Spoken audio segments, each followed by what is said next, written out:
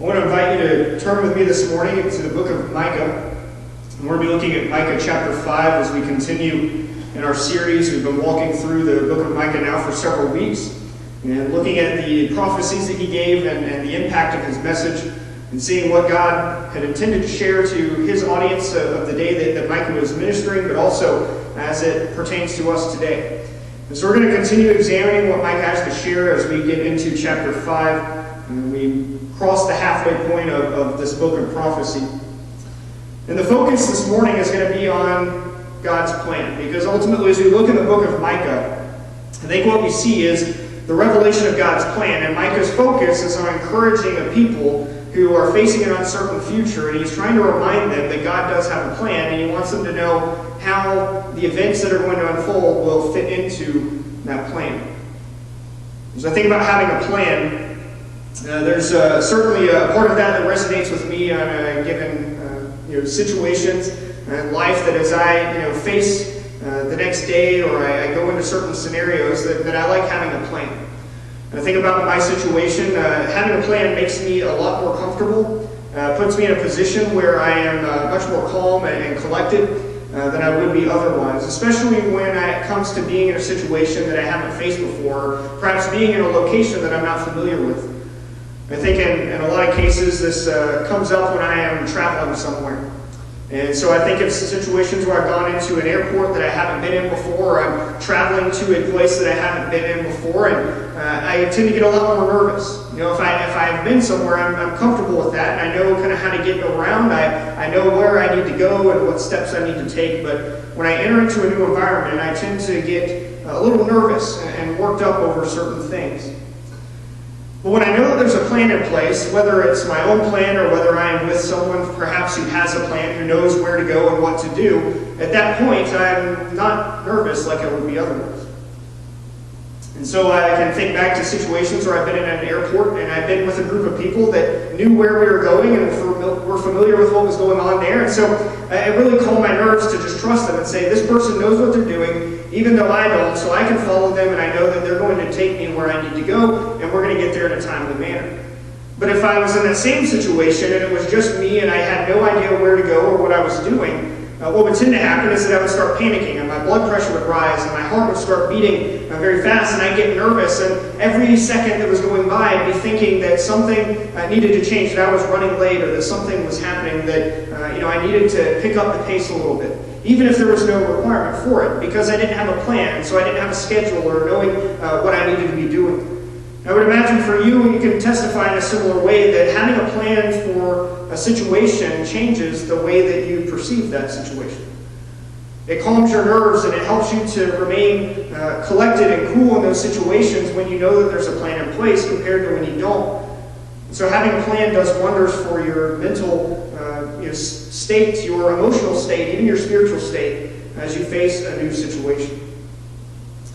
When I think about plans, one of the first things that came to my mind was a TV show I used to watch when I was growing up. And my parents and I spent a lot of time watching TV Land, and especially on Sundays would be a common day for us to do that because they'd have some of the better shows on. But I remember throughout the week, depending on what was going on, that we would watch TV Land back when they focused on looking at classic shows from the 50s to the 80s, and instead of the modern shows that they tend to focus on now. But as I grew up, one of those shows that I enjoyed watching from that program lineup was the show The A-Team. And so perhaps you grew up watching that, or you have memories of that show, as I do.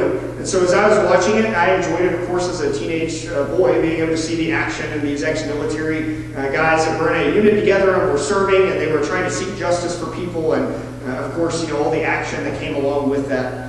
And so for you may have a memory of that show as well. But one of the things that I remember most was one of the lines that was most popular from that show. The leader of that group, Hannibal, had a line that you may be familiar with, and he would say at the end of a number of episodes, "I love it when a plan comes together." And this was a famous line. It became well known from that show because as you're watching it on TV, you're not really familiar with the plan. You don't actually know ahead of time what all is going to happen. And so they'll kind of give you hints here and there, and you know what they're trying to accomplish, but the way in which they're going to try that, you don't necessarily know all the details. But we find out at the end of the episode that Hannibal did, that he had already anticipated the obstacles and some of the things that were going to come up that were going to possibly be an issue for them. And so he would plan ahead to prevent or work around those things. And so we're watching as an audience member kind of in the dark, and we don't really know what's going to happen or what's taking place. And it seems at times like everything is unraveling, that the enemy that they're facing in that episode is gaining the upper hand, or that they're in a bad situation. But somehow Hannibal would always be calm, and he wouldn't be panicking or worrying about what was happening. And then we find out at the end of these episodes that all of this happened according to the plan that Hannibal had set in place. As crazy as it may have seemed, as out of control as some things may have appeared to us, the reality is that he had a plan in place, and so it allowed them to be successful in the mission that they were carrying out, even when there were some unexpected things that would happen. And so my question for you this morning as we look at the book of Micah, particularly chapter 5, is do you recognize that God has a plan for your life? I know we have plans for our own lives. We have many things we would like to accomplish, and we may take steps to try to map those things out and plan our future, but we need to understand that the plan that matters most is God's plan. And as we see in Scripture, God has a plan for your life, and He has a greater plan for all of His creation. And so the question we're going to examine this morning as we look in this chapter of Micah is, do you recognize that God has a plan for your life? And how does that knowledge change your perspective? How does it affect you mentally, emotionally, spiritually? How does it change the way you view things and how you approach your life, knowing that God has a plan, even when we may not be aware of all the details of a given day? And so we're going to turn to Micah chapter 5 now and look at verses 2 through 15 and see what Micah shared with us about the plan of God and how we fit into that, and especially in his immediate context, how the audience he was writing to fit into that plan. So if you join me in reading, beginning in verse 2. But you, O Bethlehem Ephrathah, who are too little to be among the clans of Judah, from you shall come forth for me one who is to be ruler in Israel, whose coming forth is from of old, from ancient days. And therefore he shall give them up until the time when she who is in labor is given birth. And then the rest of his brothers shall return to the people of Israel. And he shall stand and shepherd his flock in the strength of the Lord, and the majesty of the name of the Lord his God. And they shall dwell secure, for now he shall be great to the ends of the earth. And he shall be their peace. And when the Assyrian comes into our land and treads our palaces, then we will raise against him 7 shepherds and 8 princes of men. And they shall shepherd the land of Assyria with the sword, and the land of Nimrod at its entrances. And he shall deliver us from the Assyrian when he comes into our land and treads within our border. And then the remnant of Jacob shall be in the midst of many peoples, like dew from the Lord, like showers on the grass, which delay not for a man, nor wait for the children of men. And the remnant of Jacob shall be among the nations in the midst of many peoples, like a lion among the beasts of the forest, like a young lion among the flocks of sheep, which when it goes through, treads down and tears in pieces, and there is none to deliver. Your hand shall be lifted up over your adversaries, and all your enemies shall be cut off. And in that day, declares the Lord, I will cut off your horses from among you, and will destroy your chariots. And I will cut off the cities of your land and throw down all your strongholds. And I will cut off sorceries from your hand, and you shall have no more tellers of fortunes. And I will cut off your carved images and your pillars from among you, and you shall bow down no more to the work of your hands. And I will root out your Asherah images from among you and destroy your cities. And in anger and wrath I will execute vengeance on the nations that did not obey.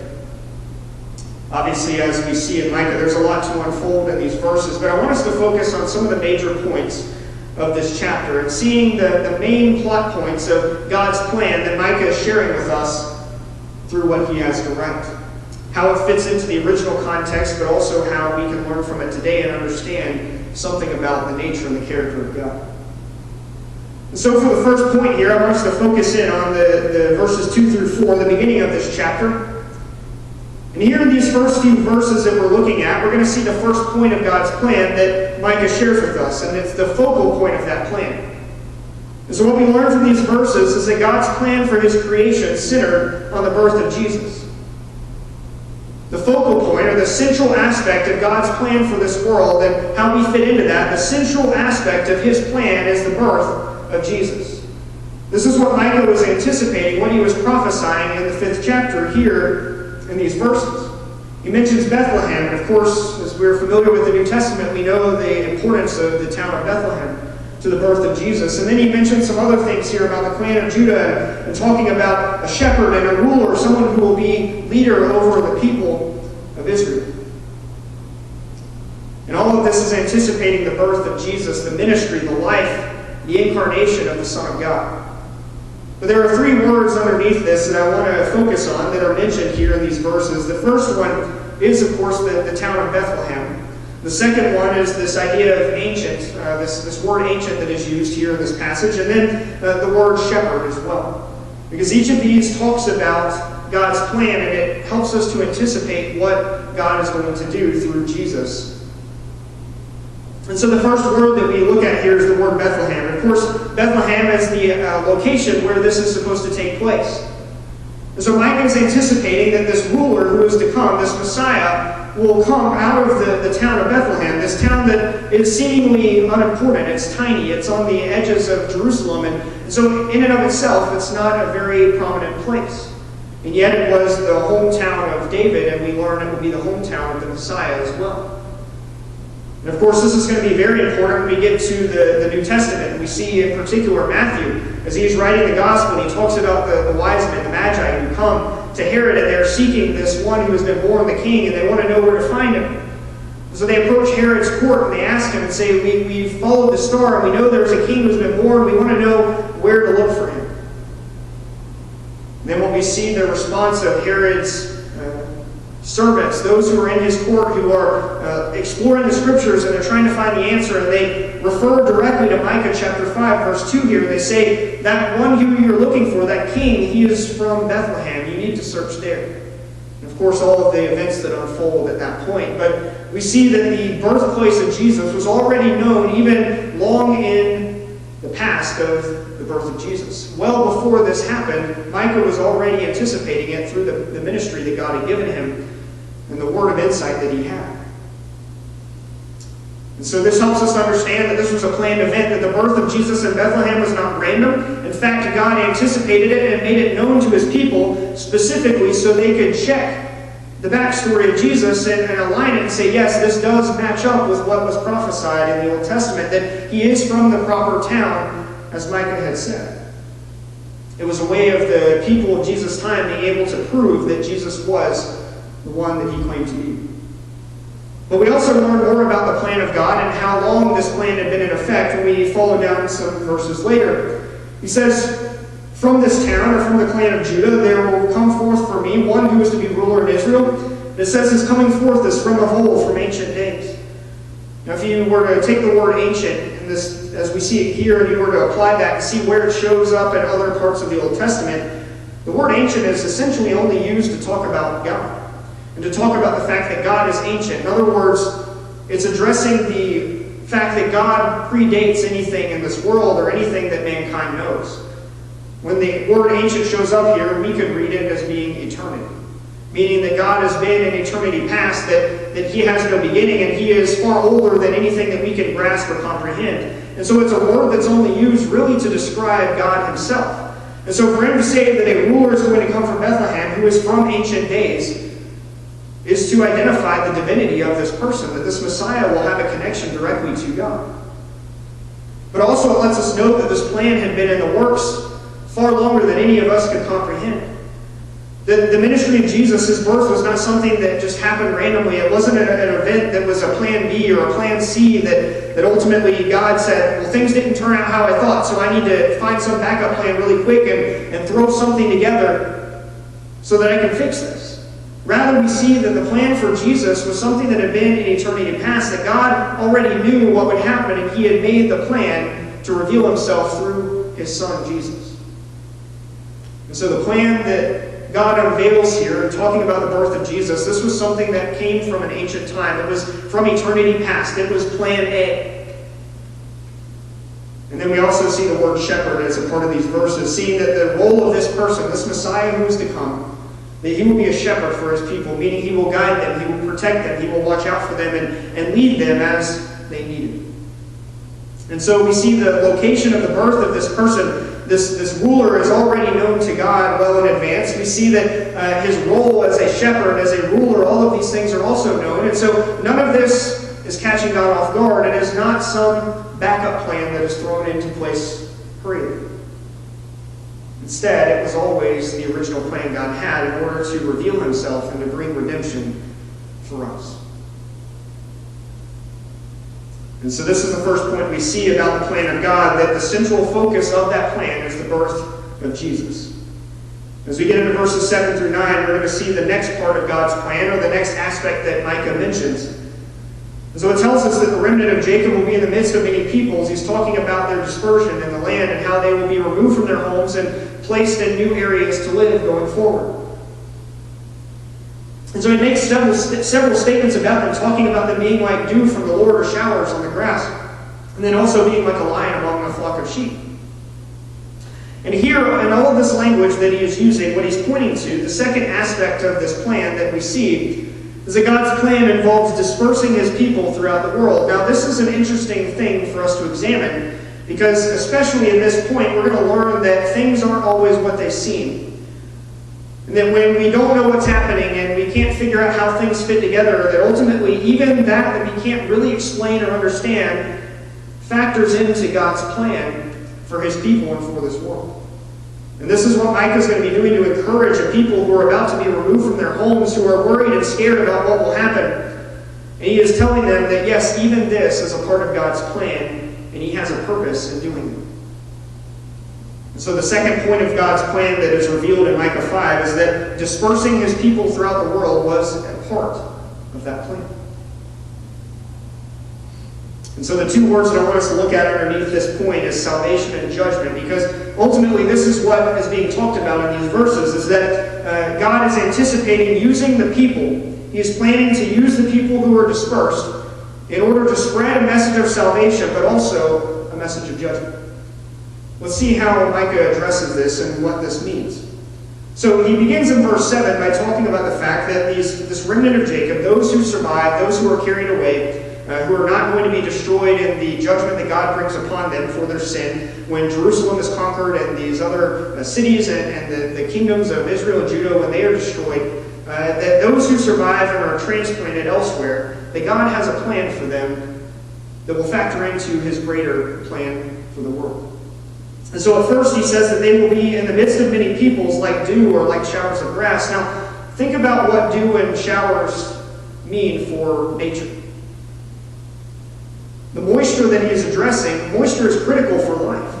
If we didn't have water that was in our world, then everything would wither up and die. So if we didn't have rain showers, if we didn't have dew on the grass in the morning, if that didn't exist, then what would happen to life as we know it?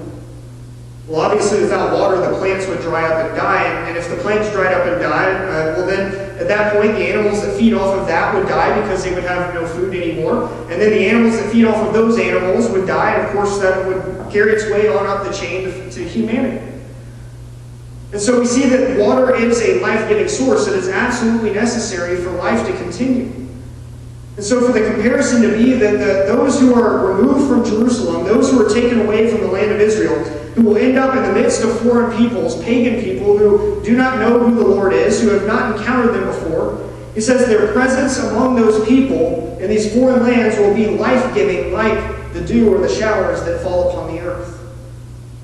How is that going to happen? Well, as they move into these different places, even though it's not voluntary, they will be set in a position where they will be witnesses to those people. Because they're going to carry their worship practices and their beliefs about who the one true God is. They're going to take all of that with them where they go, and they are going to practice that in the midst of these foreign lands.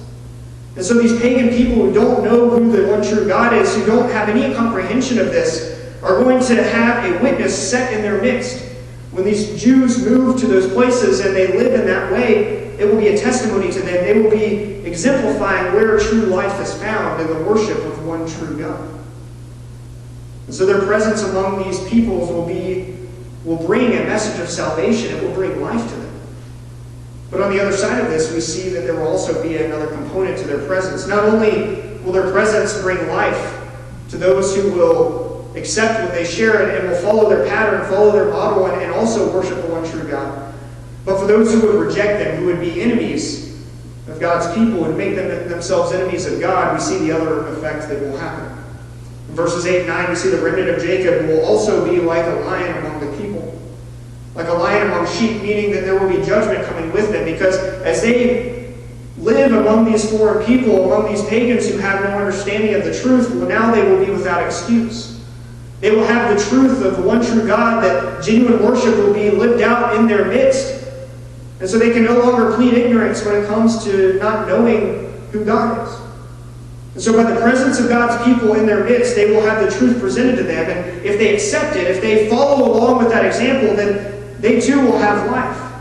But if they reject it, they will stand in judgment before God. And so in that way, like a lion among sheep, those who would be enemies against God and his people would ultimately be destroyed in that judgment. And so this is the message that Micah is saying. He's saying the focal point of God's plan is the birth of Jesus. But even before that happens, God will disperse you, his people, throughout the world to different areas, and he will put you in a position to be ministers of the truth in their midst. And this is going to carry over to us today in the church, because we understand the same thing happens with us. It changes our understanding of why things happen the way they do. The first example being what we see in Micah, the diaspora, the dispersion, that when the Jewish people were spread around, that it took what was centrally located in Jerusalem, the worship of the one true God, which had the borders of Israel, and that if people were going to learn the truth, essentially they would need to pass through Israel to encounter people who believed what Scripture said. But at the time where these people begin to be spread out into other places, well, now the gospel, or the message of the truth, is going with them to these places, and it is spreading at a much faster rate than it would have before. And so by God's people being spread out into these different lands, the message of the truth, the worship of the true God, now expands with them to these new lands where it had never been before. And in the same way, we see a New Testament event that mirrors this, and it is intended to mirror it. It is an exact replica of the kind of thing that happens with the diaspora. When we get to the New Testament, the early church, after Jesus has ascended, and we see the church in its early state growing, martyrdom became an effective ministry for the spreading of people and the carrying on of the gospel. The first martyr of the church that we have record of in Acts is Stephen. And what happens with Stephen? He is carried out into public. He is taken to a place where they are going to execute him, and they stone him to death. But what does it tell us happens? Well, besides the fact that Paul is there, we see Paul becomes one of the foremost missionaries of the gospel in the early church. Aside from that, we see even in a greater sense, it tells us in Acts that when Stephen dies, that there are many Christians in Jerusalem who are afraid of being persecuted and being killed as well. So out of fear, they run away. They flee Jerusalem and they go into these other cities. They leave Israel and they go to places where they will not be caught up in this outbreak of persecution. But it tells us a key detail that as they go, wherever they flee to, they take the gospel with them and they preach it to people. And so as God's people are dispersed, it carries the gospel at a rapid rate that it wouldn't have otherwise if everyone stayed in the same place. And so by dispersing his people, God sends the message of the truth, the message of Jesus with those people, so that it could explode across the face of the earth. It changes our perspective on the movement of people around the world and our role in the ministry of the gospel when we see that even things like the spreading of people for persecution, even those events God uses for his purpose to bring about his glory. And then as we get into verses 10 through 15, we see the third point that I want us to look at, the third element of God's plan that is revealed here in the 5th chapter of Micah. In these verses, he shifts to talking about things that God intends to do. Some of these that could already be implemented, and others that we may understand more deeply in the distant future when the renewal of all creation is at hand. But he begins to talk about the kind of impact or the effect that is going to happen on people as God moves in their midst according to his plan. And so the third point that we see is that God's plan results in transforming the hearts of people. So we know that the focal point of God's plan is the birth and the ministry of Jesus. A part of that plan that is also involved is the dispersing or the spreading of God's people around the world to carry that message with them.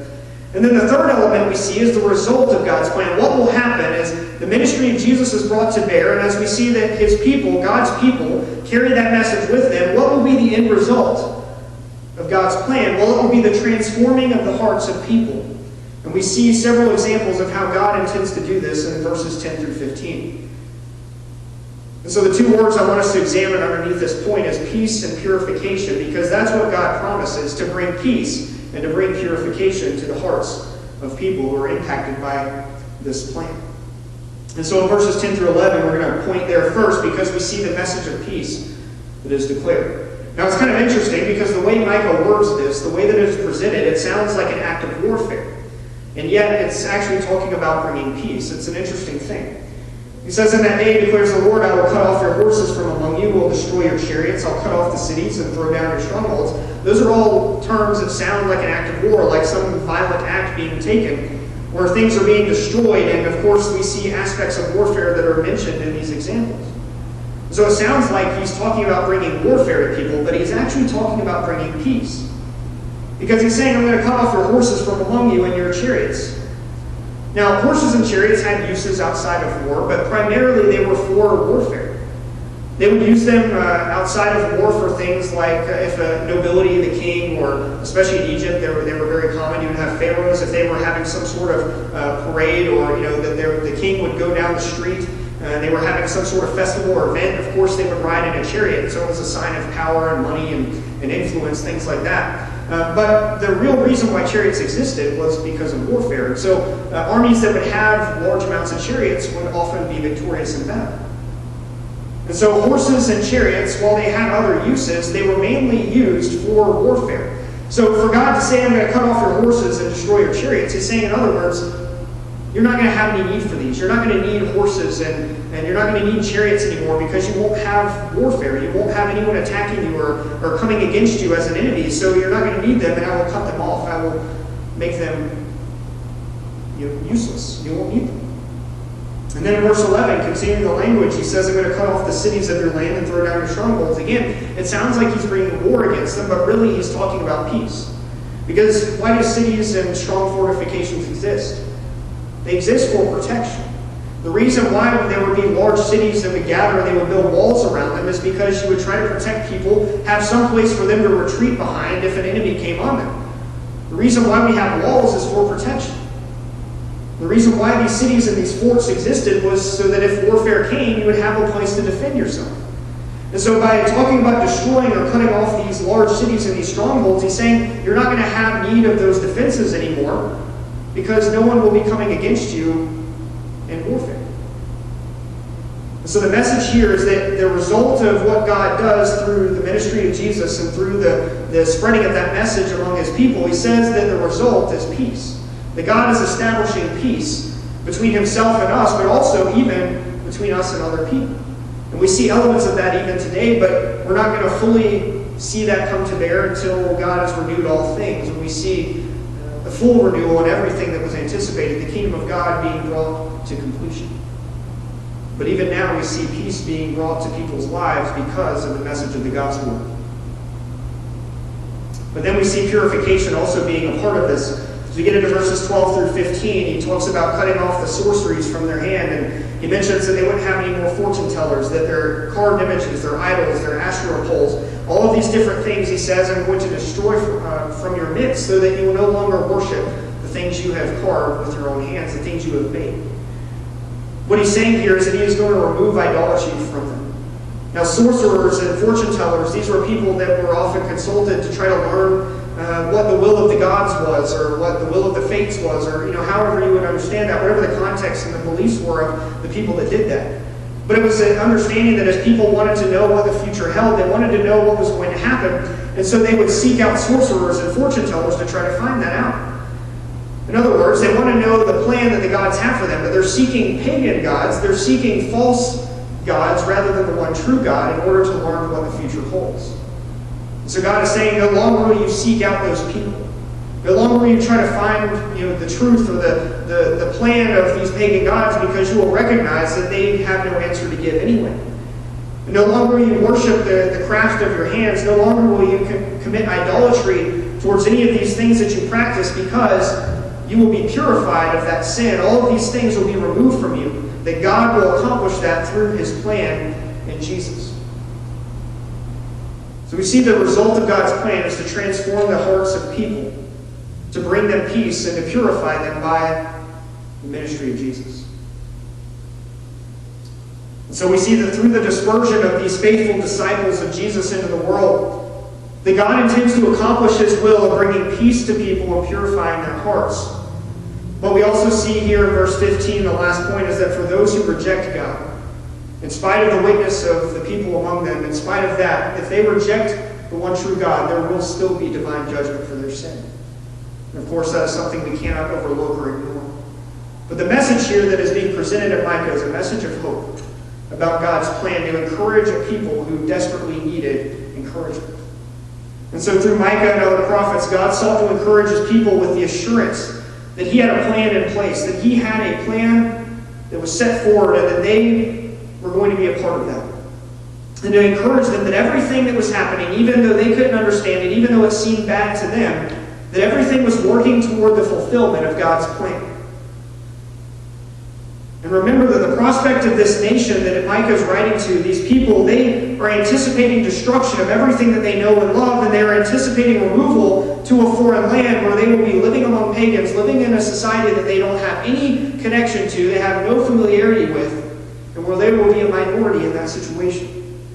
And you can understand they will be panicked and afraid about that. It would be natural. Just imagine you and I, if we learned that tomorrow everything that we knew, our homes and our nation was destroyed, and we were all going to be plucked up from where we lived and taken to a foreign nation to live, we would naturally be afraid of that. And we would be wondering, God, how are you going to allow this to happen? Do you have a plan in place? Is this something you knew would take place? Are you in control still? But God reminds them, as He does us today, that even when things are going in a way that we can't comprehend, even when things happen that we don't understand, and we don't know what is around the corner, and things seem to be unraveling before us, that everything ultimately is working towards the fulfillment of God's plan. Even the bad things, as we would see them, are actually a part of what God is doing. He is using them to bring about His will and to bring transformation to this world, to the hearts of people. So that same thing is true for us today. It was true in the days of Micah. It's true for us today. If we would recognize that God has a plan for His creation as revealed in the Word of God and through the ministry of Jesus, and if we would understand what that plan is, then our entire outlook on life changes drastically. And so my encouragement for you is that as you read Micah chapter 5 and you look through this, that you understand that the big picture of Scripture is that God's plan for the world is to send His Son, Jesus, to be born as a human, to grow up, to go through that life and that ministry, to be perfect on our behalf, to sacrifice Himself for us on the cross, to conquer death, to be raised again, and for His disciples who put their faith in Him to go out into the world and to take that message with them wherever they go. And the result of God's plan through Jesus and through our involvement in His kingdom is to transform the hearts of people and ultimately to transform the world. Would you join me in prayer as we close?